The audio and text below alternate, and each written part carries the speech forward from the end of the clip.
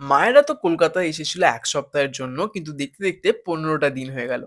And আজকে মা বাড়ি চলে যাবে। বলেছিলাম বিকেলে যেতে, কিন্তু বলল না সকালেই যাবো। তাই তাড়াতাড়ি ঘুম থেকে উঠে দুধ, টোস্ট এসব অনলাইনে অর্ডার করে দিয়েছিলাম। অ্যান্ড আজকের চাটা ভাবলাম আমিই মাকে বানিয়ে খাওয়াই। চা খেতে, খেতে ওই ৯:৩০ টার মতো বাজলো অ্যান্ড এবারে মায়েরা বেরোবে। আর এখন মা টাটা করছে না, কাজ ছিল তাই বলছে ভিডিও করিস না। যাই হোক এরপর আমরা বেরোলাম আর বাসের জন্য দাঁড়িয়ে আছি। তখন দেখি একজন আখের রস দাদা আসছে। মাকে বললাম খাবে? মা বলল হ্যাঁ। তাই দুজনে ১ গ্লাস করে আখের রস খেলাম। কথা ছিল বাপি বনহুগলিতে মাকে বাসে তুলে দিয়ে আসবে। কিন্তু এই সময় না আমার ভীষণ মন খারাপ লাগছিল। তাই আমি ওদের সাথে চলেই গেলাম। বনহুগলির বাসটা তো একদমই ফাঁকা ছিল অ্যান্ড আমরা না ভেবেছিলাম বাসটা হয়তো একটু পরে ছাড়বে তো কিছুক্ষণ কথা বলতে পারবো। বাট ও বাবা সিটে বসা মাত্রই দেখি বাসটা ছেড়ে দিল। মন খারাপ তো হচ্ছে, পাশাপাশি একটু টেনশনও হচ্ছে কজ এই প্রথমবার মা একা, একা বাড়ি ফিরছে। বাড়ি ফিরে ফ্রেশ হয়ে চা আর পাউরুটি খেতে, খেতে এডিট শুরু করলাম। আর তখনই দেখি মা ফোন করেছে। বলল, "আমি বাড়ি এসে গেছি। তুই কিছু খেয়েছিস?"